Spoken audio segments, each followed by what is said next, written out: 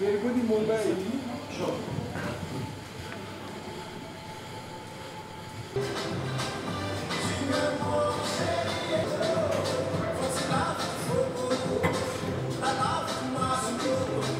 Efa match anankitelo moa zay ny vitantsika ka nitako tena mafy aloha tamin'ireo match anankitelo ireo dia mitovy daholo zareo, mitovy daholo satria isika nanao baolina tamin'ny foa fa raha resaka teo amin'ny hoe resaka fizika na ohatra zany dia tamin'ny match contre Burundi zany no tena hitako mafy ny antony zany dia tsy hoe ny fahaizanjareo fa ny teo amin'ny resaka climat zany tena mafana be tamin'io andro io dia voilà fa sinon araka ny satria zay efa nanao analyse ny vidéo ny anankitelo ireo dia fahitako anazy tena mitovy daholo zareo ary mety resena tsara mihitsy.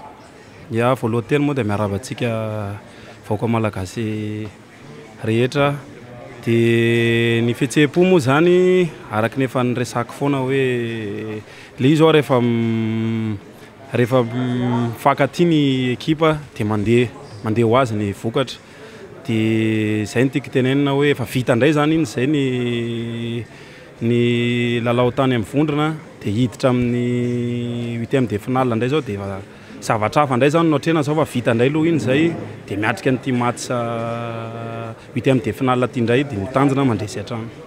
Raha vao nanomboka ny compétition ty dia somary mbola nanana fanahina kely tany am-piandohana dia noho nandeha moa ny zavatra rehetrarehetra dia aika ilay izy azo atao ihany ilay izy dia noho tapitra moa ny 3e journée ny compétition voaka ho voalohany tsika dia miezaka hatrany zay mba tonga lavidavitra kokoa fara araka izay tratran'ny herinay zany zay ny tanjona. Je sais pas, le Kenya, je les connais, on les a joués. Ils ont un attaquant exceptionnel. La RDC, dernière fois que Madagascar a joué contre eux, ils ont perdu 6-1. On a perdu 6-1, j'étais pas là. C'était à Majinga. C'était en 2016. C'était les adieux de Johan Paul à Madagascar, son dernier match. 6-1 à Majinga, c'était en juin 2016. J'avais suivi le match en direct.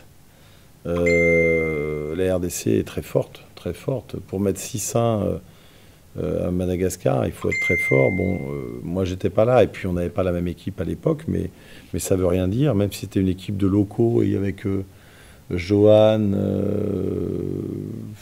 Dafé peut-être, il y avait 2-3 joueurs qui jouaient. Tous les autres étaient des locaux, donc l'équipe pratiquement du Chan, mais on a pris 6-1, donc c'est pas rien. Donc il faut vraiment se méfier. Il y a une force offensive évidente en RDC, et ils viennent de mettre 4-0 d'ailleurs contre le Zimbabwe.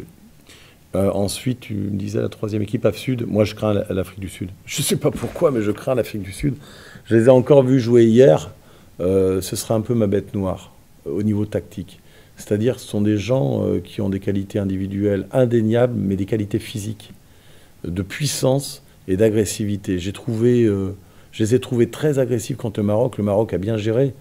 Mais à un moment, j'étais inquiet. Je me disais, ils vont battre le Maroc, quoi. Donc, moi, j'espère ne pas jouer contre l'Afrique du Sud. Même si je crains tout le monde. Encore une fois, on est le petit poussé, on a la petite équipe, on fait des exploits, mais à un moment, ça s'arrêtera. Notre exploit, notre CAN, on l'a déjà gagné, je l'ai déjà dit, et vous l'avez gagné avec nous. Sur notre première participation, être premier de groupe, c'est exceptionnel.